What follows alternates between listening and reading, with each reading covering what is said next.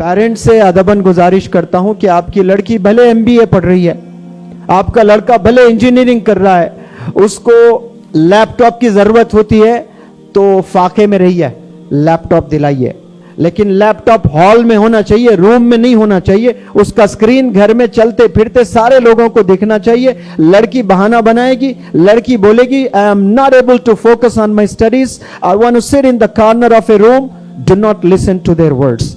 बोलो बेटा 20% कम आए कोई बात नहीं, लेकिन हॉल में बैठ के ही आपको पढ़ाई करना है, क्योंकि जैसे आप उसको रूम में बिठा देते हो, अब वो लैपटॉप के साथ क्या करेगी पता नहीं। एक दफा गुनाह हो जाता है ना, उसकी जो तसलसल होती है वो इतना बुराई में डाल देता है इंटरनेट, फिर आप खून के आंसू रोते रहेंगे। जब बच्चा 10th क्लियर करता है 80%, 90% और अच्छे नंबरात के साथ में कामयाब हो जाता है, तो वालिद की जिम्मेदारी बनती है कि मुझे मेरे बेटे को बहुत अच्छे कॉलेज में एडमिशन दिलवाना है।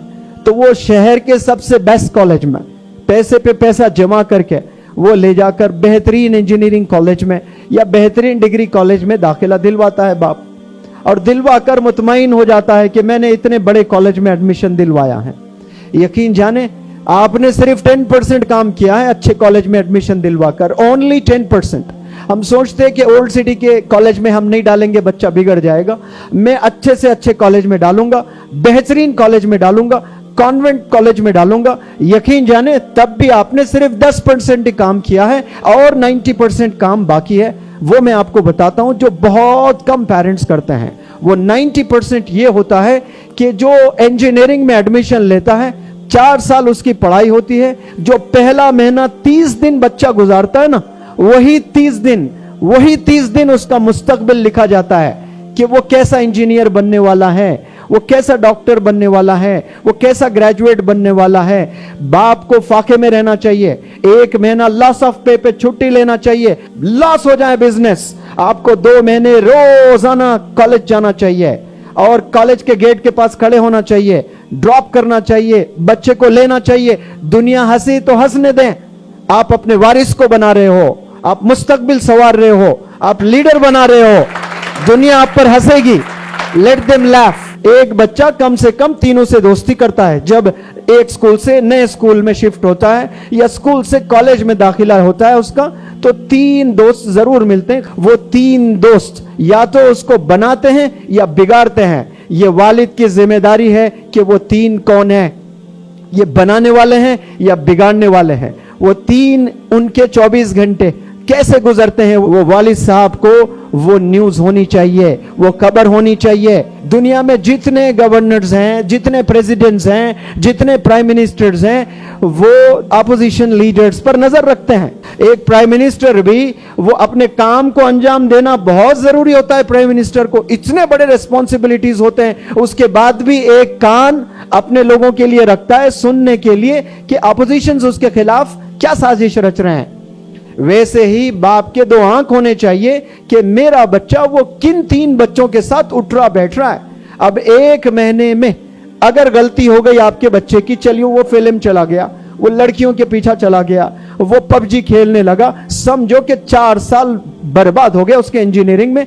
अब आप कितनी भी तरबियत कर ले, मोटिवेशनल लेक्चर्स दिलाइए घर में, 4 साल तक उसको आप डांटते रहिए, 4 साल तक आप उसको प्यार करते रहिए, छुट्टी पर हाथ लगाकर तरबियत करते रहिए, कुछ नहीं होने वाला। क्यों? क्योंकि 3 खतरनाक दुश्मन हैं उसके साथ में, वो दोस्त नहीं है। ये आपने देखना है कि आपका बच्चा पहला महीना कॉलेज में कैसा गुजार रहा है। यहां अगर बाप कामयाब होता है तो समझो कि एक नेशन को आपने लीडर देने वाले हैं, एक रिस्पॉन्सिबल सिटीजन बनाने में आप कामयाब होते हैं इंशाअल्लाह। ये बाप की जिम्मेदारी है, ये पेरेंट्स की जिम्मेदारी है। सिर्फ स्कूल्स कॉलेजेस में एडमिशन दिलवाना नहीं है, आपको नजर रखना है। आप एक वक्त खाना खाइए, आपका बिजनेस लॉस में जाए, आपकी 1 महीने की सैलरी ना मिले, लेकिन जब आप ग्रेजुएशन में दाखिला दिलवाते हो, आप जब इंजीनियरिंग में दाखिला दिलवाते हो, पहला महीना आप एज ए फ्रेंड जाइए, कॉलेज जब छूट जाता है उसको मैकडॉनल्ड्स ले जाओ, उसे क्या क्या खाना पसंद है वो खाना खिलाते हुए घर ले आओ। एंकरेज करो, 1 महीना रियलाइज करवाओ उसको कि लाइफ क्या है, पैसा क्या है, कितनी मेहनत से आपने उसको दाखिला दिलवाया। फिर इंशाल्लाह वो मुस्तकबिल संवारने में बहुत आसानी होगी। नज़र बहुत ज़रूरी है, क्योंकि जिस तरह से सोशल मीडिया के ज़रिए से बच्चे तबाह होते जा रहे हैं, उसे हमें बचाना है।